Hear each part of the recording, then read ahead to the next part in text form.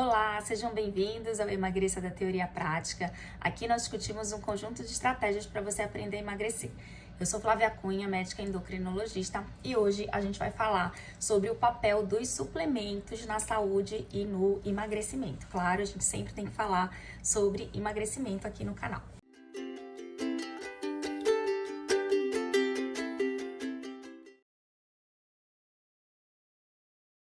Então vamos lá, suplemento por definição, então peguei aqui do dicionário, olha só, aquilo que supre, o que serve para suprir alguma falta. Uma segunda definição, o que se acrescenta a um todo para ampliá-lo ou aperfeiçoá-lo. Então veja, né, que o suplemento ele é no sentido ou de suprir alguma coisa que está faltando, ou seja, ele vai repor algo que está faltando, ou ele vai ajudar, né, a ampliar, a melhorar aquilo que não tá 100% legal. Então a gente tem que ficar com isso na cabeça para a gente entender o conceito de suplemento aqui dentro da área da saúde, né, dentro da área da saúde e também do emagrecimento. Então assim, tirar aquela ideia de substituição alimentar. Ele não é um substituto alimentar, ele é um ajudante alimentar. Por que que a gente usa? Então, basicamente, né, para isso, né? Ou para a gente corrigir uma deficiência, ou para a gente evitar uma deficiência. Então, quando a gente está vendo que já vai virar uma deficiência, ou seja, se a pessoa está em risco de ter uma deficiência de alguma coisa, a gente já entra com a suplementação, ou às vezes até para melhorar uma performance, para melhorar algum sintoma, né? Ter algum ganho de alguma coisa que a pessoa queira. Então, a gente vai falar sobre isso ao longo desse vídeo. E aí, no final, também eu vou falar sobre alguns mitos, né? Alguns pensamentos errados sobre suplementação. Então, olha só, existem, né, vários tipos de suplementos, né? Existem muitas classificações, mas eu gosto muito de dividir em duas classes. Então, a gente tem o grupo dos suplementos de micronutrientes, que são as vitaminas e minerais. Então, na verdade, são aqueles polivitamínicos, né, bem famosos, que a gente conhece, que tem em toda a farmácia, tá? Então, coloca na cabeça aí o primeiro grupo são os polivitamínicos. E o segundo grupo são os compostos de macronutrientes. Então, lembra que macronutrientes são carboidrato, proteína e gordura. Só que quando a gente fala de suplementação, geralmente esses suplementos de macronutrientes, eles têm ou só proteína, ou mais proteína e um pouco de carboidrato. Tem alguns que têm mais carboidrato, tá? Então, eu vou também falar aqui ao longo desse vídeo, ao longo dessa aula. Então, assim, quando a gente fala de suplemento, a palavra que tem que vir na nossa cabeça é equilíbrio, né? A gente tem que sempre buscar o equilíbrio, porque tanto a falta quanto o excesso vão trazer resultados negativos para o nosso organismo. Então, vou dar alguns exemplos aqui. Por exemplo, se eu tenho uma baixa ingesta de cálcio, se eu tenho pouco cálcio no meu organismo, então eu vou ter uma repercussão, quer dizer, além de vários sinais e sintomas que eu possa apresentar, eu vou ter uma repercussão com certeza no meu osso, né? Então eu vou ter uma tendência a uma fraqueza muscular, a uma diminuição de massa óssea, de massa do osso, né? Gerando aqueles quadros de osteopenia e até osteoporose, que é um quadro mais grave de diminuição de massa óssea. Agora, se eu tiver excesso, por exemplo, de cálcio no meu organismo, esse excesso ele pode começar a se depositar nas minhas artérias e me trazer doenças, né, cardiovasculares, eventos cardiovasculares, ou então ele pode começar a ser eliminado na urina e causar formação de cálculos, né, de pedras nos rins. Então veja que aí é um exemplo clássico de quando a falta é ruim, mas o excesso também é perigoso. E a gente tem vários outros exemplos, a própria proteína, então os suplementos de proteína. Vamos imaginar, quando a gente tem baixa ingesta de proteína, a gente tem uma tendência a evoluir com desnutrição, né? Também com fraqueza óssea, fraqueza muscular, até um quadro de sarcopenia, que é um quadro grave de fraqueza muscular. E se a gente tem excesso de proteína, isso também sobrecarrega o nosso rim e a gente pode ter, por exemplo, aí uma disfunção renal, uma insuficiência renal, tá? tá? Então, lembrar também da vitamina D, né, que tem sido muito falada, muita gente está suplementando atualmente a vitamina D, tudo bem, né, ela tem, aí existem estudos que mostram ação em mecanismos imunológicos, até aí tudo bem, principalmente se você tem deficiência ou insuficiência de vitamina D, você tem indicação de suplementar, claro, se você não se expõe ao sol com frequência, né, que seria a forma mais natural da gente ativar a nossa vitamina D, mas tudo bem, muita gente está suplementando. Agora, muito cuidado aí com os excessos, tem muita gente indicando doses absurdas de vitamina D, e a gente tem risco sim de intoxicação com a vitamina D, principalmente quando ela está em níveis muito altos, tá? Então, lembrar sempre do equilíbrio, lembrar que a falta é ruim, mas também o excesso pode ser perigoso.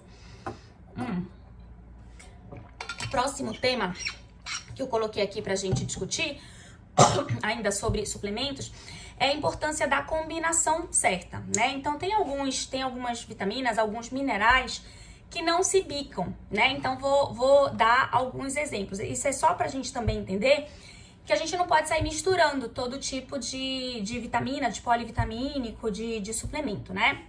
Então, olha só, por que você acha que a gente não tem o hábito de tomar um copo de leite depois do almoço? É até esquisito, né? Nossa, não tem nada a ver. O leite, ele combina com o café da manhã, ele combina com o lanche da tarde, ou até à noite, né? Tem gente que toma, mas realmente não tem nada a ver tomar leite, por exemplo, depois do almoço. Então, por que será que a gente não tem esse hábito? Olha só, quando a gente almoça, então o nosso almoço, principalmente se for um almoço equilibrado, ele é uma refeição rica em ferro, né? Então a gente tem o ferro da carne, por exemplo, que a gente está comendo, a gente tem o ferro do feijão, a gente tem o ferro dos vegetais. Então é um ótimo momento do nosso organismo absorver bastante ferro. Só que o cálcio, ele impede essa absorção do ferro, ele atrapalha, na verdade, essa absorção do ferro. Então, o cálcio e o ferro não se bicam, tá? Então, se a gente toma leite depois do almoço, a gente vai comprometer esse momento de absorção de ferro que a gente tem ali depois do almoço, certo? Então, é uma coisa que não combina e não é pra fazer mesmo, porque é uma forma de você atrapalhar essa absorção do ferro. Então, só trouxe esse exemplo, né, pra gente entender que não adianta sair misturando um monte de mineral, porque a gente pode ter um resultado mais negativo do que positivo. Por que você acha que a gente come, né, que a feijoada, ela ficou famosa por ser acompanhada de couve, de laranja? Porque a vitamina C já ativa, já melhora essa absorção do ferro.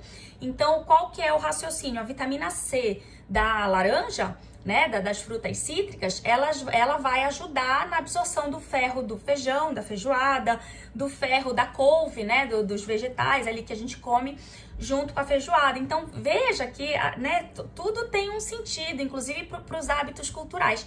Aqui no Pará ficou muito famoso o hábito de você pingar, né, uma gotinha de limão no açaí, que é justamente para tentar absorver melhor o ferro do açaí através da vitamina C do limão, tá? Então, só lembrar aí das misturas que às vezes, né, não dão muito certo. Então, também não sair tomando tudo, né, polivitamínicos misturado ou em qualquer horário. Então, se o seu objetivo, por exemplo, se você tem uma anemia com ferro baixo, uma anemia ferropriva, que a gente chama, você tem indicação de, né, muitas vezes suplementar, e aí você tem que tomar cuidado, você tem que saber com o que suplementar. Por exemplo, por isso que a gente orienta a tomar o comprimido de ferro com suco de laranja, com suco de fruta cítrica, que é justamente para vitamina C desse suco ajudar na absorção. Já não é ideal você tomar junto com leite, por exemplo, tá?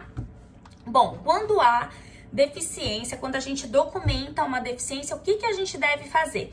Então, muita gente deve pensar assim, Flávia, você vai falar que tem que suplementar. Tudo bem, realmente, né? Muitas vezes, quando você tem deficiência, você tem que suplementar. Agora, o que eu quero trazer aqui é o seguinte, toda vez que a gente detecta uma deficiência, a gente tem que se perguntar antes, por que eu tô tendo essa deficiência? Então, por exemplo, muitas vezes eu detecto deficiência de vitamina B12 em alguns pacientes. Então, a primeira pergunta é: por que a vitamina B12 está deficiente nesse paciente? Óbvio que existem doenças, né? Às vezes doenças autoimunes que dificultam a absorção da vitamina B12, e isso, claro, deve ser investigado. Mas muitas vezes a resposta para essa pergunta é o hábito nutricional, a rotina alimentar desse paciente. Então, a primeira coisa que a gente tem que se perguntar, se eu tô com uma deficiência vitamínica, por que eu tô com essa deficiência? Será que eu não tô, né, comendo carne direito? Então, a carne, ela é uma das principais fontes de vitamina B12, uma das principais fontes de ferro. E muita gente não gosta de carne vermelha, né? Ela ficou com má fama no passado, né, pela associação com gordura, com risco cardiovascular, enfim.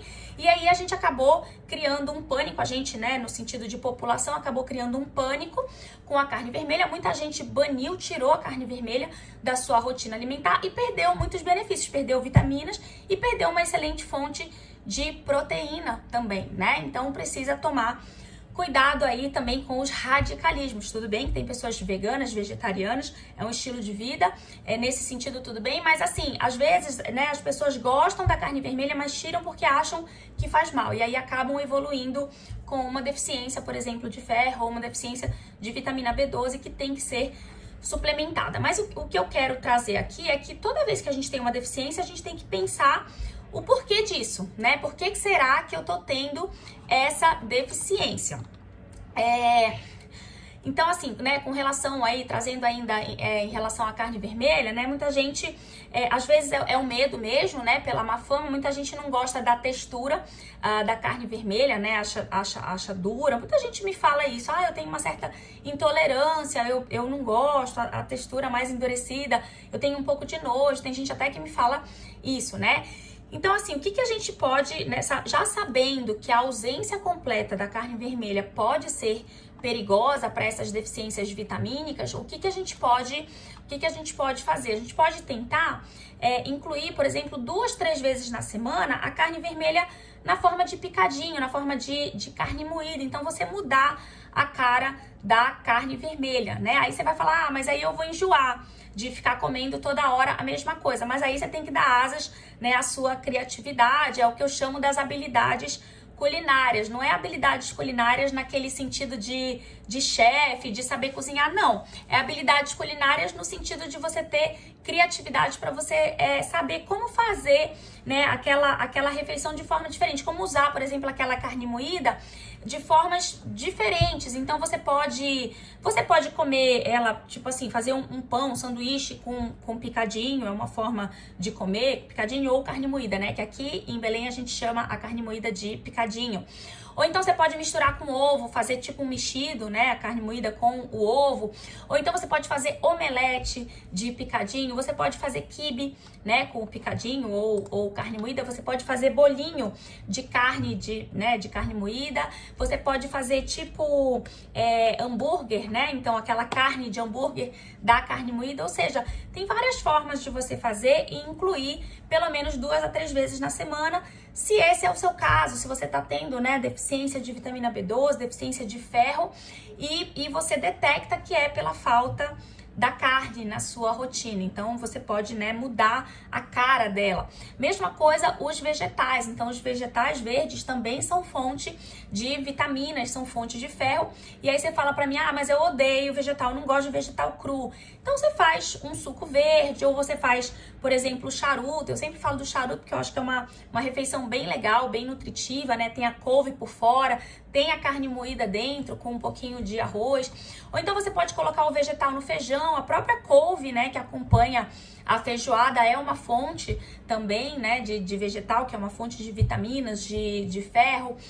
Fazer um cozidão, né, colocar aí os vegetais verdes no cozidão, colocar cruazinha ali no sanduíche, enfim, né? Você vai dando asas à imaginação, à sua criatividade para ir mudando a cara e fazendo com que te agrade, né, visualmente, e também agrade o seu paladar, tá? Então, sempre que houver deficiência, claro, né, que tem que repor, mas precisa pensar em estratégias nutricionais para você corrigir, porque senão você vai ficar dependente da reposição. Imagina se ficar a vida inteira repondo vitamina B12, por exemplo, ou repondo ferro.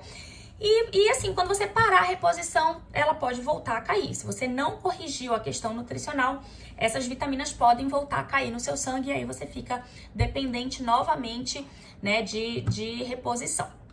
Bom, existem algumas situações em que o benefício da reposição supera, é indiscutível, né? O benefício é inegável, né? Então, são situações em que a gente diz até que a suplementação é como se fosse obrigatória. Então, vou citar algumas aqui. Primeira, o uso do ácido fólico no primeiro trimestre da gestação.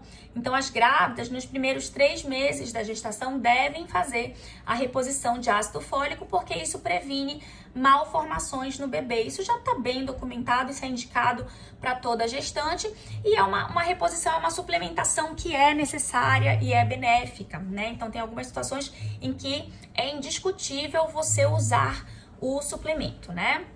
Outro exemplo é o uso do suplemento de ferro em crianças de até 2 anos, então é a fase que elas estão em crescimento, em desenvolvimento, né? A fase também ali em que elas começam, né, a introdução alimentar, em que elas saem do aleitamento materno exclusivo e começam a introdução de alimentos, então é uma fase crítica ali, né, pro crescimento, desenvolvimento.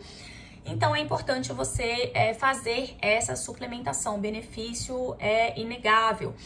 Pessoas que fizeram cirurgia bariátrica, principalmente pessoas que fizeram cirurgia bariátrica pela técnica desabsortiva, né, ou técnicas mistas que incluem a desabsorção. O que é a desabsorção? É o desvio intestinal. Se você tiver qualquer desvio do intestino, você pode ter uma tendência a ter dificuldade na absorção de nutrientes, né, dos alimentos. Então, você tem benefício no uso do polivitamínico. É indicado para todo paciente que faz a bariátrica com técnica desabsortiva. Alguns indivíduos com obesidade apresentam uma situação curiosa, eles apresentam uma espécie de desnutrição, parece até esquisito, contraditório, mas é verdade. Eles têm um excesso de carboidratos, de farináceos, né, de alimentos ricos em carboidrato e gordura, e pobre, né, uma alimentação pobre em alimentos ricos em proteína, em vegetais, em legumes, em frutas, né, que são os alimentos que têm as principais vitaminas, os principais nutrientes para o corpo. Então, se eles comem pouco disso, eles, embora tenham excesso de peso, eles ficam com uma espécie de desnutrição, podem ficar com uma espécie de desnutrição, com uma espécie de deficiência vitamínica também. Então, para esses indivíduos pode haver benefício de fazer suplementação, não só dos polivitamínicos, mas até de suplementos de proteína para melhorar, né, a carga proteica e para melhorar a musculatura desses indivíduos também. Outro exemplo de benefício inegável: mulheres que têm fluxo menstrual intenso, ou, por exemplo, que têm mioma no útero, né? Então elas sangram muito, às vezes todo mês sangram um grande volume. E aí elas fazem anemia, né, por deficiência de ferro. Então, nesses casos também é importante repor o ferro, tá? Para evitar esses quadros de anemia. Indivíduos idosos, eles têm muitos idosos, eles vão perdendo o apetite, né? Eles vão envelhecendo e vão tendo redução de apetite, às vezes dificuldade de mastigação, fraqueza, né, da musculatura aqui da mandíbula, então diminui a eficiência da mastigação, às vezes por problemas dentários também. Enfim, é uma série de fatores que contribuem para que os indivíduos idosos comam menos, se alimentem mal. Então, muitas vezes a gente tem benefício também de fazer suplementação para indivíduos idosos, principalmente indivíduos idosos com baixo peso, ou que estão emagrecendo, ou que estão com dificuldade em se alimentar. Então, é um grupo especial aí também que geralmente se beneficia da suplementação. E mulheres na pós-menopausa, né? Mulheres que entraram já na menopausa, elas têm maior risco de osteopenia, osteoporose, né? Que é a fraqueza, diminuição da massa óssea. justamente porque elas têm diminuição do estrógeno, né? Os ovários param de produzir estrógeno e aí se elas não fazem a terapia de reposição hormonal com estrógeno, elas, né, podem evoluir para um quadro de osteopenia e osteoporose. Então, elas se beneficiam da reposição de cálcio, de vitamina D, né, que são aí fatores que vão ajudar na formação da massa óssea, tá? Mesma coisa os homens também, né, quando envelhecem. Nos homens acontece numa fase mais tardia do que nas mulheres, né? Então, geralmente é mais tarde. Os homens também começam a ter diminuição de testosterona e aí também podem ter um comprometimento da massa óssea e aí a mesma coisa, podem se beneficiar, né, dessas vitaminas específicas para o osso, tá? Bom, então esses foram exemplos que eu lembrei para trazer em que a gente vai suplementar, né? A suplementação, ela vai ser, na verdade, mais benéfica do que de risco, então já está documentado que a pessoa vai se beneficiar. E aí agora eu separei 8 erros frequentes sobre suplementação, na verdade são mitos, né? São coisas que as pessoas pensam e que, na verdade, eu vou tentar desmistificar aqui. O primeiro, né, e mais clássico é achar que os suplementos engordam.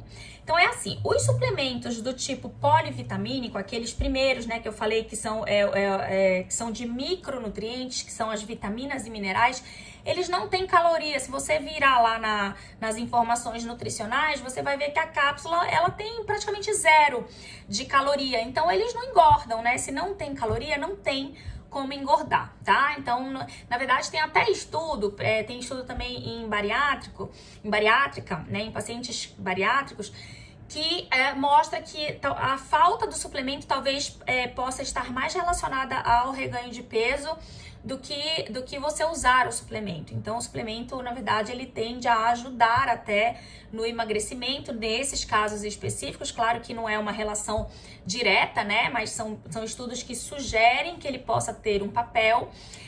E assim, o que é importante a gente saber é que não tem caloria, então não vai engordar, tá? Agora sim, os suplementos de macronutrientes, os suplementos proteicos, os suplementos com carboidrato, eles têm caloria, né? Então, aí dependendo, não quer dizer também que eles vão engordar, né? Dependendo de como se usa, eles podem engordar ou eles podem até ajudar a emagrecer. Então, na minha concepção, né, se você usa um suplemento proteico e esse suplemento, lembrar que a proteína, ela dá saciedade, né? Então, se você usa o suplemento proteico e aí você fica mais tempo saciado, você come menos, ele vai te ajudar a emagrecer. Agora, se você pega um suplemento hipercalórico, né? Então, o que é um suplemento hipercalórico? Imagina que eu tenho, sei lá, um shakezinho de 150 a 200 ml com mais de 300 calorias. Então, isso já me parece um suplemento com mais calorias, um suplemento hipercalórico. Se eu uso ele à tarde, de manhã, eu continuo fazendo as minhas refeições, café, almoço e jantar, e acrescento ainda mais esse suplemento, ele pode aumentar o número de calorias que eu tô ingerindo por dia e aí ele pode me ajudar a engordar. Agora vamos pensar diferente, vamos imaginar que eu pego esse suplemento hipercalórico e eu substituo o meu almoço.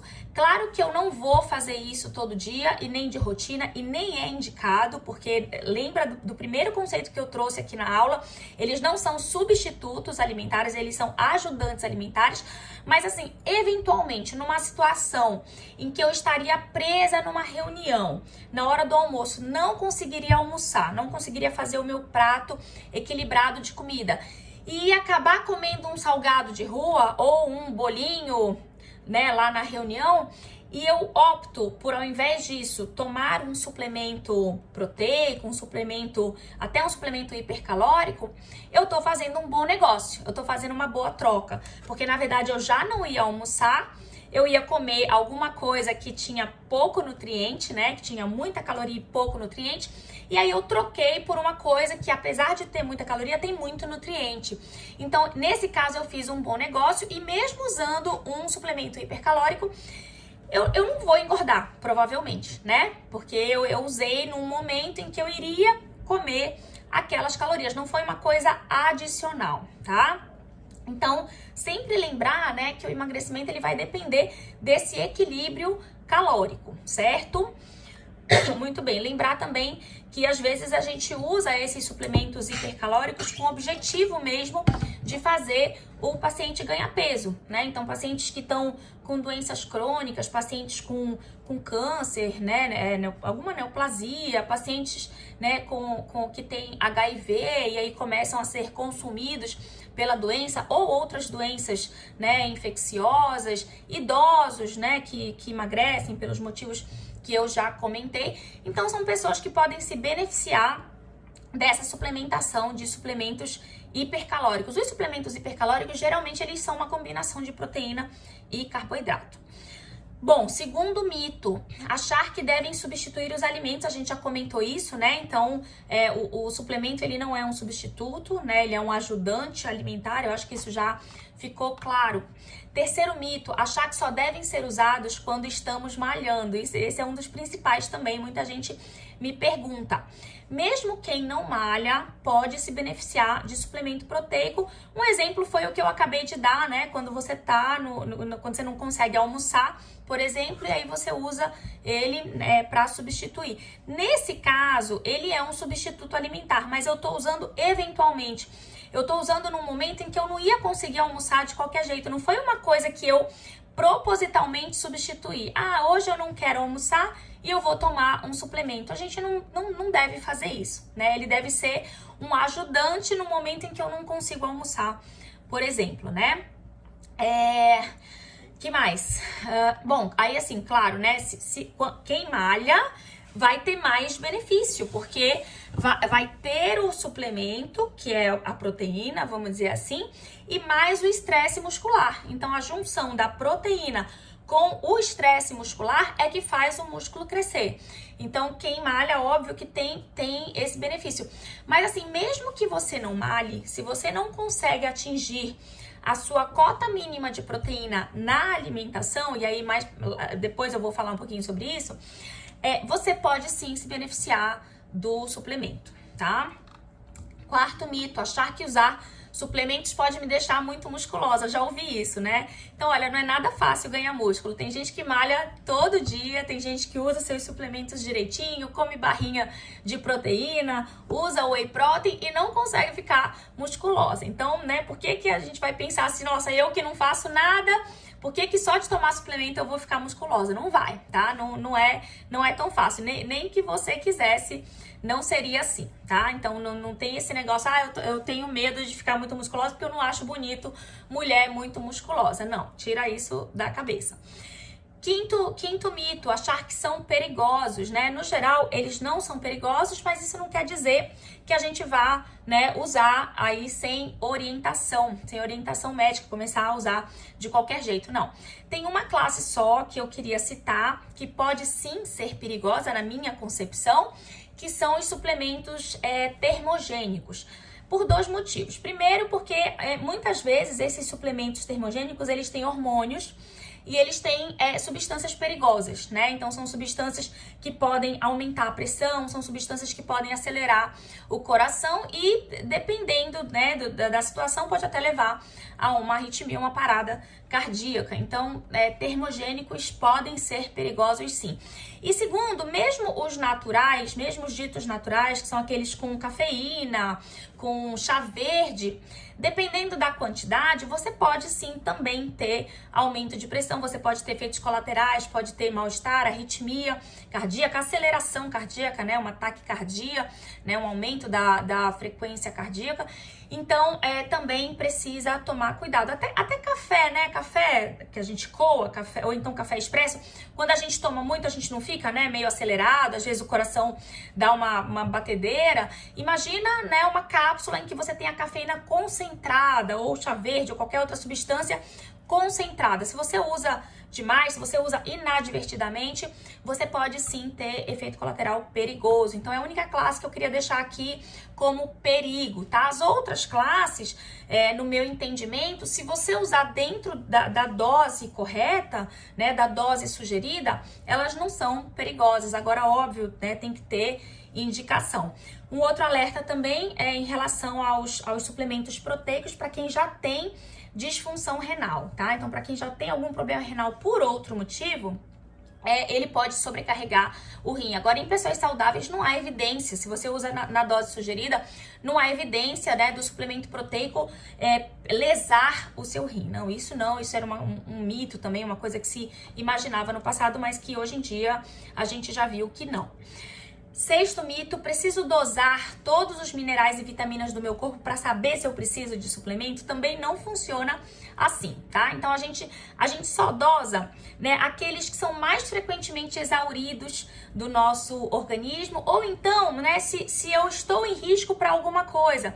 Então, por exemplo, se eu recebo uma paciente que me fala que tá cansada, vive se arrastando e que sangra litros de sangue todo mês na menstruação, óbvio que eu vou ter que investigar a parte de ferro, ferritina, eu vou ter que investigar anemia para essa paciente, mas ela já me deu a dica. Então é por isso que eu vou pesquisar isso. Eu não vou sair pedindo todas as vitaminas, todos os minerais, a gente nem tem indicação de fazer isso, tá? Até duvide, né, se estão pedindo tanta coisa para você, nomes estranhos, né? Não é por aí, a gente não faz assim. Muitas vezes a gente usa o polivitamínico até de forma empírica, mas assim, em períodos específicos da vida ou para pessoas específicas, né? Como eu já comentei. Então, assim, em momentos de estresse, ou então durante a reabilitação de uma doença, então a gente ajuda ali, né? A gente usa o polivitamínico para ajudar na nutrição durante a reabilitação de uma doença. Um idoso que não se alimenta direito, já comentei isso. Nas próprias grávidas, a gente usa de forma empírica pelo aumento da demanda, né? Ela precisa se nutrir o bebê, então a gente, né, tem indicação de usar um polivitamínico, porque a gente já sabe que é um período de aumento de demanda nutricional. Em crianças, em períodos específicos de crescimento e desenvolvimento, então a gente usa sim, de forma empírica, mas não quer dizer que a gente tenha que sair dosando tudo e ver o que tá baixo e suplementar aquilo específico. Não funciona assim. O sétimo mito o whey protein e outros suplementos proteicos só servem para hipertrofia muscular. Também não é verdade, né? Às vezes a gente usa até para poupar a perda muscular, por exemplo, durante um processo de emagrecimento. Então, lembrar que quando a gente emagrece, a gente perde músculo também, né? A gente perde gordura e a gente perde água. Então, o ideal seria que a gente perdesse só gordura, como se fosse, né, imagina, como se fosse um pêndulo, né, a gente tá emagrecendo e esse pêndulo aqui é do músculo e esse pêndulo é da gordura, então fica mais ou menos assim, né, a gente perde muita gordura, mas a gente perde um pouco de músculo. Então se a gente pudesse segurar esse pêndulo do músculo aqui em cima para ele não cair, deixar cair só a gordura, seria o ideal, né? Só que pra gente conseguir isso, a gente tem que usar o suplemento proteico, geralmente, né? Ou até uma dieta com boa quantidade de proteína, e tem que fazer o exercício para poupar o músculo, né? Para fazer o músculo se desenvolver, que aí vai ser ou a musculação ou qualquer outro exercício hipertrófico. Mas assim, lembrar que não é só o whey protein e os outros suplementos não são só para ganho muscular, para hipertrofia, né? Então, por exemplo, pacientes diabéticos podem se beneficiar da suplementação proteica. Lembrar que a proteína sacia, né? Então, se eu tô saciada, eu vou de repente comer menos. Se eu como menos, eu sobrecarrego menos o meu organismo de glicose. Lembrar que a proteína, ela tem um efeito termogênico mais importante também, né? Porque assim, os alimentos, eles têm efeito termogênico e a proteína tem um efeito um pouquinho maior, então isso também ajuda. Outra coisa, a proteína não faz tanto pico de glicose, então isso ajuda a controlar melhor, né, os picos glicêmicos do paciente diabético. Ainda mais, né, se eu tô usando proteína, se eu tô fazendo um exercício, uma musculação, um pilates, até um treino funcional, eu tô trabalhando os meus músculos. Se eu tô trabalhando os meus músculos vão consumir mais glicose do meu organismo. Então, eu também posso melhorar o meu controle glicêmico. Olha só que interessante essa associação da suplementação proteica no paciente que tem diabetes, tá? Às vezes até indivíduo idoso também, que tem sarcopenia, que tem fraqueza muscular, né? Ele também pode se beneficiar do whey protein. Então, assim, não é só para quem faz academia, não é só para o público de academia, tá? Então, muita gente pode se beneficiar de suplementos proteicos. E o último mito que eu queria comentar aqui, né? O último pensamento errado: só vou ganhar músculos se eu suplementar. Também não é verdade. É totalmente possível ganhar músculo, definir o corpo apenas com a alimentação. Mas, como eu citei, é um desafio atingir a cota mínima de proteína necessária, né? Principalmente para quem faz algum exercício, para quem malha. Aí você deve estar se perguntando: qual é essa cota, Flávia? Então, assim, a gente calcula pelo peso da pessoa, né? Então, vai variar de 0,8 a 2 gramas de proteína por quilo de peso do indivíduo, né? Então, vou dar um exemplo clássico aqui. E aí, assim, né? Quem faz exercício, quem faz musculação, por exemplo, 3, 5 vezes na semana, a gente já pensa numa faixa mais pra frente. Então, a gente não vai pensar no 0,8. A gente vai pensar 1,2, 1,5, né? Mais próximo do 2 do que mais próximo do 0,8. Então, vamos colocar aí de 1 a 1,5 grama de proteína por quilo de peso. Então, um exemplo clássico: uma mulher de 60 quilos, ela que faça minimamente algum exercício, ela precisaria de 60 a 90 gramas de proteína por dia. E não é proteína pesada, porque se fosse pesado na balança, era fácil de chegar nisso, né? Mas não é. É assim, a gente tem que ter essas noções. Um ovo tem 6 a 7 gramas de proteína. Um pedaço grande de carne tem de 20 a 25 gramas de proteína. Então, para eu chegar nesses 60 a 90, eu teria que comer um pedaço grande de carne no almoço, um pedaço grande de carne no jantar, uns 2 ovos no café da manhã, e mesmo assim eu não ia chegar direito na minha cota mínima, né? Vamos dizer que seja 90.